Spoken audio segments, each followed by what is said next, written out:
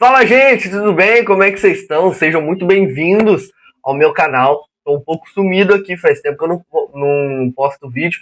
E como vocês viram, não sei se vocês repararam, estamos crescendo. Estou com o microfone agora. Estamos ampliando o canal aqui. E nada melhor do que gravar com uma qualidade. Então, se sair um pouco de ruído, sair baixo, sair um pouco... vocês estranharem um pouco o áudio, é porque é a minha primeira vez usando. E vamos pro vídeo. Gente, como vocês viram, nós estaremos reagindo ao vídeo de um amigo, o pastor Rafael Estevão. Ele esteve no podcast do Yang, o YangCast. E como vocês viram na capa do vídeo, nós estaremos reagindo a uma pequena parte do podcast, onde ele fala a respeito, não use a sua fraqueza como desculpa. Mas no título, na capa do vídeo, vocês viram que pecou porque quis. Então, eu te convido a vir comigo nessa caminhada, vamos reagir aqui, meu vídeo vai ficar aqui em cima, então você vê, né, nós estaremos, eu vou tentar não interromper o máximo ao podcast, mas aí a gente vai conversando, tá bom? Vamos pro vídeo. Ponto. A pessoa que atribui a sua queda ao seu pecado, o erro que cometeu, à fraqueza. Uma pessoa que atribui o seu pecado à sua fraqueza. Ela está 100% errada, não tem nada a ver com fraqueza, existem parcialidades, pode ser que realmente a fraqueza tenha influenciado. Como você enxerga esse ponto? Yang, muitos dizem, pecou porque estava fraco. Isso é uma mentira. Uou, aí é polêmico. Muitos dizem que pecou porque estava fraco. É uma mentira? Isso é uma mentira. Por quê? Caiu porque estava fraco. É uma mentira. Quebrou a cara porque estava fraco. Também é uma mentira. Quebrou a cara porque estava no lugar errado e na hora errada. Caiu não é porque estava fraco. Caiu porque já queria cair. Pecou porque estava fraco. Não, pecou porque já queria pecar. Porque fraqueza não interfere no caráter que você tem diante do altar. Opa, porque quem não... Pera aí.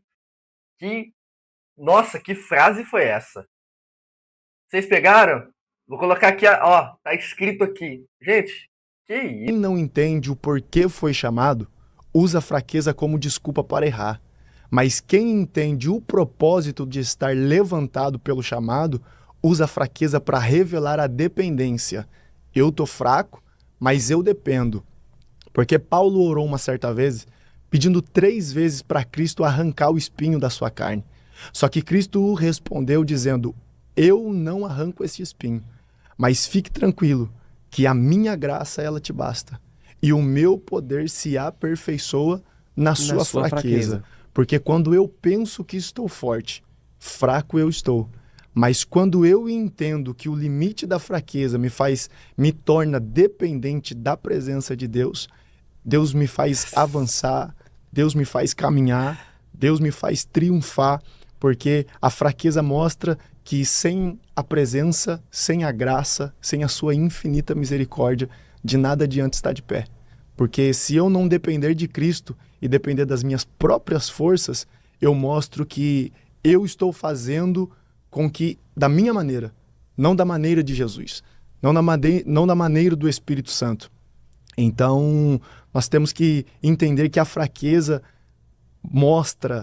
pauta muito sobre ser dependente da presença do Espírito Santo. Ou seja, isso que você falou, cara, é fantástico, porque a gente pode então dizer que parte das pessoas que caem, que erram, é porque elas confiaram demais na sua força. Exato. E não se identificaram como fracas perante Cristo, para que através da fraqueza dela, o poder dele fosse aperfeiçoado. Porque quem confia... Isso é uma chave poderosa. Porque quem confia na sua própria força acha que não precisa da força divina de Deus. Sim. Quem confia na força do próprio braço acha que não precisa da força do braço de Deus.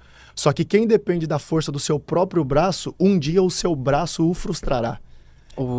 Quem depende da força da sua própria mente, um dia a sua mente lhe frustrará. Porque a gente pode até não conhecer os sonhos e a vontade de Deus, mas uma coisa é certa, se Ele disse, se Ele prometeu, o que eu tenho que fazer é depender e confiar. Porque eu aprendi uma coisa, Yang, Deus não prepara a bênção para ninguém. Deus não prepara bênção para ninguém. Deus não prepara a bênção para ninguém. Porque a minha bênção já está preparada muito antes de eu nascer. Porque Deus não prepara a bênção para mim. Deus me prepara para receber a bênção. Então, se o ministério não fluiu, se a bênção não chegou, se a porta não abriu, não é que as coisas que Deus disse que não estão preparadas, mas significa que eu não estou preparado para receber aquilo que Deus disse que ele iria fazer. Porque é aquela velha e conhecida frase que muitos pastores, muitos pregadores dizem, o famoso crente Doril. O famoso crente Doril. Recebeu a bênção, sumiu. É só pegar a bênção que já era. Crente dependente vive propósitos extraordinários. Crente dependente vive propósitos extraordinários. Você falou algo que eu achei interessante, né? Quando você introduziu falando sobre o pecado e sobre caráter. A gente pode dizer que grande parte das igrejas no Brasil hoje que não vivem um avivamento, a falta de um avivamento em grande parte da igreja do Brasil, ela está associada justamente a um desvio de caráter? Sim, eu posso falar porque o jeito que Deus me levantou é em uma área avivalista.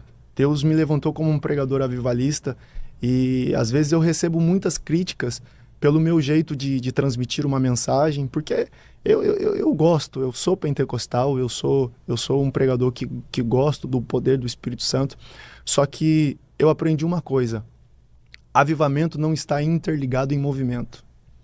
Avivamento não está interligado a fazer aviãozinho dentro da igreja. Avivamento não está interligado em marchar, mostrar que é o poderoso. Avivamento está pautado em mudança de comportamento. Porque avivamento nunca partirá de fora para dentro. Sempre começará de dentro para fora. Há quem diga que essa geração é a geração do avivamento. Mas eu não consigo acreditar nisso. Porque essa geração não aceita ser corrigida. Essa geração não aceita ser disciplinada. Essa geração não aceita receber uma palavra dura do seu pastor. Então essa geração só começará a ser avivada quando levantar o pilar da obediência.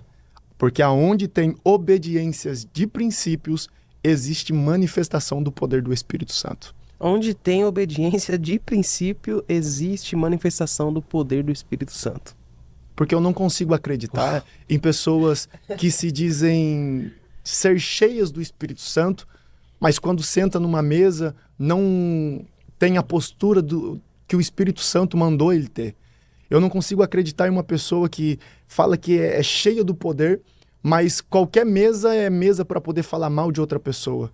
Qualquer roda é roda para falar mal do seu líder. Qualquer conversa é um assunto que nada tá bom, tudo tá ruim, para ele nada lhe agrega. Então, para mim, isso não é um avivamento. Isso é fachada de poder. Deus não desperdiçará o seu poder com pessoas que não querem comprometimento com a palavra. Eu não consigo acreditar em pessoas que se dizem ser cheias, mas não têm caráter diante do altar. E isso tem de muito. Isso tem ocasionado em muitos lugares. A gente que passa por tantas coisas, uma das coisas que faltam dentro das nossas igrejas é discernimento do Espírito Santo.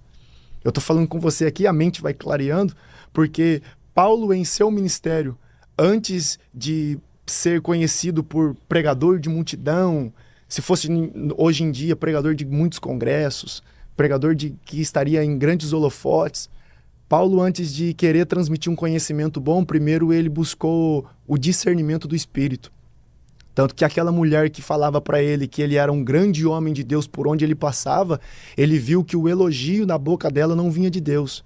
Ele via que o elogio da boca dela vinha de espíritos malignos. E o avivamento está nisso. Saber discernir quando é e quando não é de Deus. Porque o diabo sabe fazer movimento dentro da igreja. O diabo sabe manipular os crentes da igreja. Porque sabe qual que era a estratégia do diabo até alguns anos atrás? Matar o crente tirando ele da igreja. Só que hoje não. Hoje o diabo achou brechas. O diabo cultua com crente. Posso ir mais fundo? O diabo canta com certos cantores. O diabo até pode pregar com certos pregadores, porque o diabo sabe fazer movimento. É aí que entra.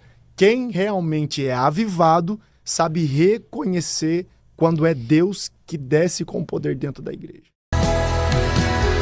E quando a minha força se esgotar e tudo em mim desmoronar,